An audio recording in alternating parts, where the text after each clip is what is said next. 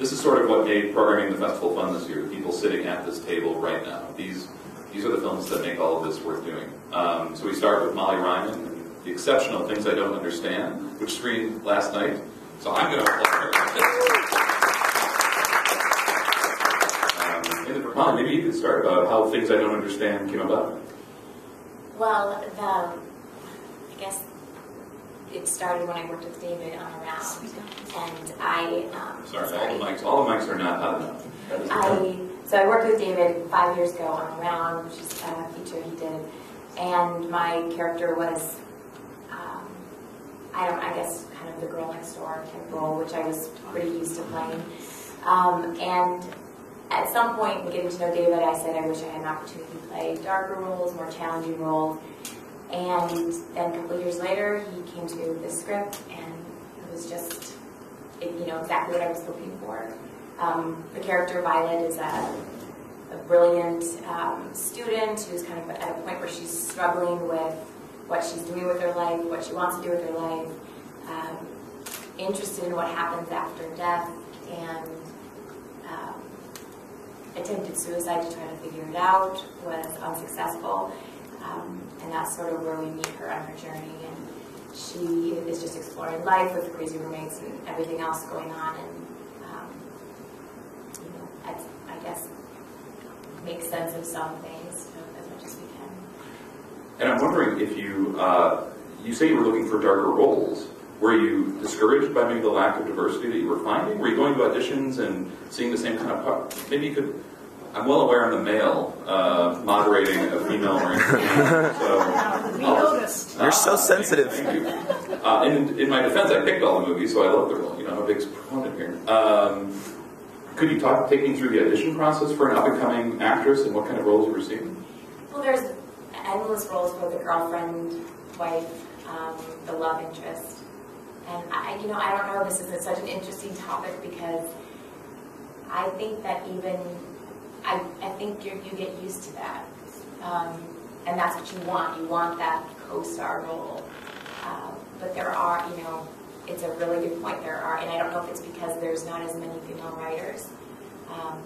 There's definitely amazing, female stories that need to be told. And I don't know why there are so few, but I would love to be a part of changing that because there's, they have stories that need to be told. Although, like my female was written by David, which worked really well.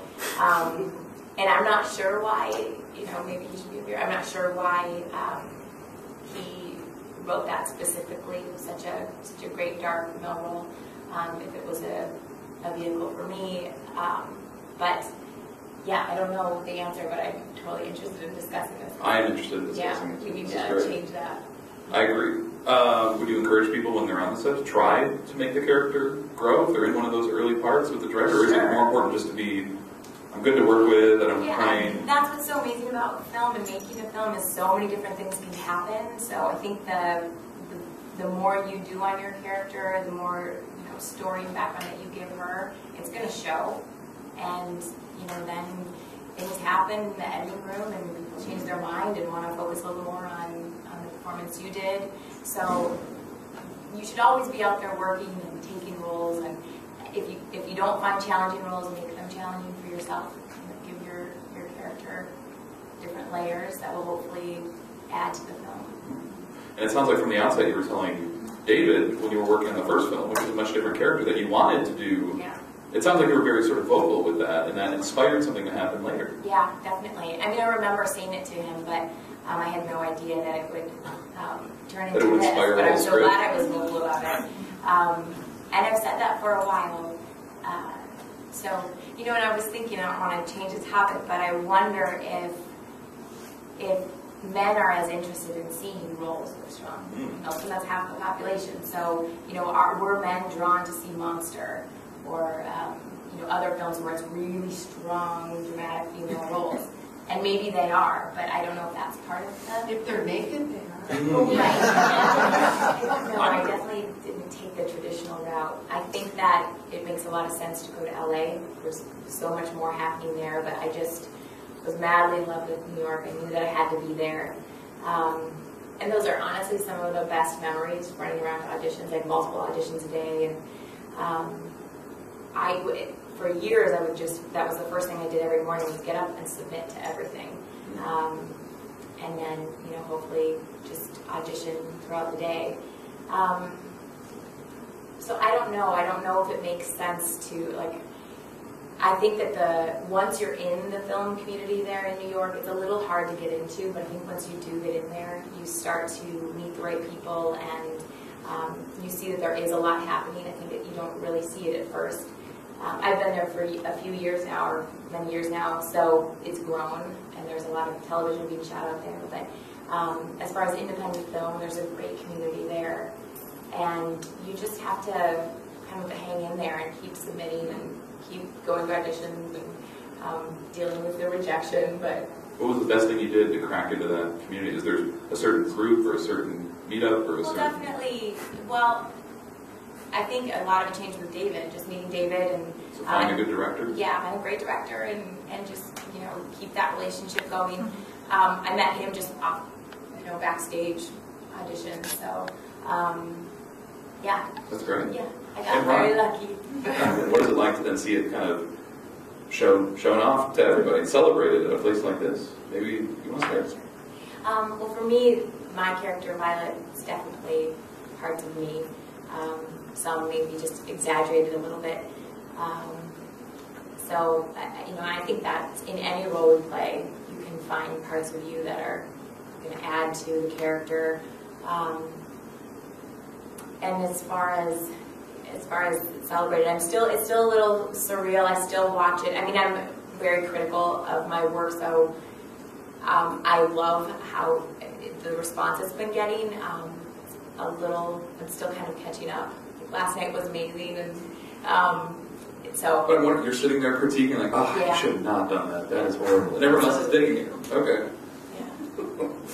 So be hard on yourself, I guess. And learning. That's how I learned to act, was watching myself on camera. Getting in on-camera classes was the best thing that ever happened to me, because you have to sit and watch yourself. And if you can watch yourself and say, I believe that, then you're doing it right. If you're watching yourself and it's not working, and you need to figure things out, because as intimate as you were saying, as intimate as film is, some things translate differently. So just learning about how you work on camera is, so, naturally that's what I'm going to do when I watch myself. Of course. That's how you get better, right? Yeah. But what you were saying about, our characters, it's definitely a part of us. And I think I was lucky in that it was really good for me to use Violet as a way of kind of bringing some stuff up and maybe freeing myself of it, but using parts of myself to create her. It was, great artistically, but also just great for me. And does that sort of happen in the reading of the script, where you start to suddenly reflect on, is it in the actual act of reading, where you start to reflect on your life and similar experiences or similar thoughts or emotions, or does some of it happen spontaneously in the take? Or at what point do you make that personal connection? I think it's both. And I think, and I was saying last night that David and I had different Violets in mind. So when I read the script, I wanted her to be the Violet I imagined.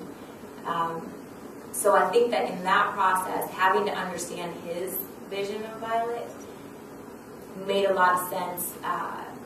Watching it now, I get it, and the things that I fought him on, I'm like, oh, okay, that's where you need to learn to just trust your director. No, you don't want to have to worry about aging, worrying about your weight and all of the things that we have to think about every single day, because we want people to want to watch us. That ruins it. And we could have, I guess an ideal society where we just want to see stories and experience people's lives through film. We instead want the perfect looking heroine, or whatever it is, whatever the role is, she needs to look this way. And I don't know if that's shifting right now, maybe a little bit. How does that get reinforced on the industry side? Is it in the audition note, in the requirements of the... It's in the, when we read the breakdowns it says, but, you should look like, I think that I thought I was fairly strong. before Violet, but using Violet as a way to push boundaries and get myself out of my comfort zone, it definitely changed my life. And it's like I was saying before, it's just so freeing. And then to have a camera in your face with things that you're uncomfortable with, and then have to share that with everyone that watches it is terrifying and a little bit liberating. So I think yes, you have to be a strong female for these roles, but I think if you allow it to strengthen you and change your life, it totally can, you know, not just for yourself, which is huge, and then it can open all kinds of doors for you. So yeah, it definitely changed my life. I use the F word a little bit more now. My hair is red. So yeah, it's pretty amazing, and and it's only just been over a year since that whole experience, and for me as an artist, like I am just craving more challenges, having gotten through that and realizing that you just have to be open to things and know what your limits are and know what you're comfortable with and what you're not, going to give in on. But just also take risks and trust somebody and allow them to push you